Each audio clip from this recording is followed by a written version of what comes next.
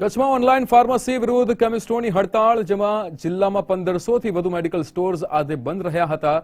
Kutch chemist and druggist association દ્વારા વિરોધ કરવામાં આવ્યો. સવારથી જ મેડિકલ સ્ટોર્સ પર તાળા લટકતા જોવા મળ્યા હતા. દવા લેવા આવતા દર્દીઓ જેમને હાલાકીનો સામનો કરવો પડી રહ્યો છે, દવાના ઓનલાઈન વેચાણથી આરોગ્યને જોખમનો આક્ષેપ લગાવ્યો હતો. લાયસન્સ વિના દવા વેચનાર સામે કડક કાર્યવાહીની માંગ ઉઠી છે, ત્યારે રોગીઓના જીવન સાથે ચેડા નહીંના સૂત્ર સાથે વિરોધ થયો. ઓનલાઈન ફાર્મસી પર નિયંત્રણ લાવવા સરકારને રજૂઆત કરાઈ. ઓનલાઈન ફાર્મસી વિરુદ્ધ અમારો મોટો વિરોધ છે કે ઓનલાઈન ફાર્મસી સદંતર બંધ થવી જોઈએ. ઇમરજન્સીમાં કોઈ પેશન્ટ વધારે પડતો પરેશાન ન થાય અને કોઈ જાનમાલનું નુકસાન ન થાય, એના માટે અમે ભુજમાં 3 મેડિકલ સ્ટોર અને દરેક તાલુકા મથકે 1 થી 2 મેડિકલ સ્ટોર ખુલ્લા રાખી. ઓનલાઈન ફાર્મસીના વિરુદ્ધમાં જસ્ટ એક જ પોઈન્ટ છે કે તેનાથી જોઈતી જે દવાઓ એ પ્રોપર મળે ન મળે એ ટાઈપનું બી એનામાં વ્યવસ્થા છે.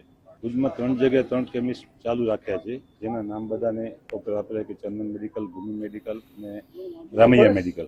ઇમરજન્સી દવા પૂરી પાડવા માટે કેમિસ્ટ એસોસિએશન તરફથી આ વૈકલ્પિક વ્યવસ્થા રાખવામાં આવી છે. જે પણ ઉપરથી માતૃ સંસ્થા તરફથી જે પણ અમને સૂચના આપવામાં આવશે એ પ્રમાણે આગળના પગલાં લેવામાં આવશે.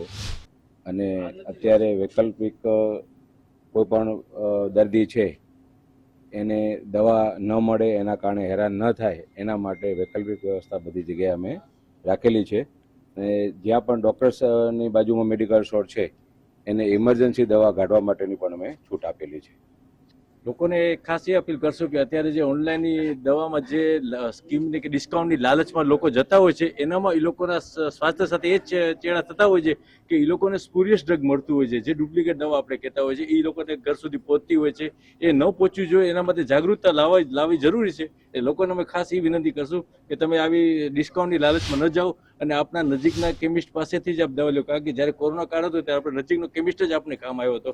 ત્યારે ઓનલાઈન કંઈ દવા કોઈ નહોતું, નજીકનો કેમિસ્ટ આપણી જે રીતે રાહત આપતો એ આપતો.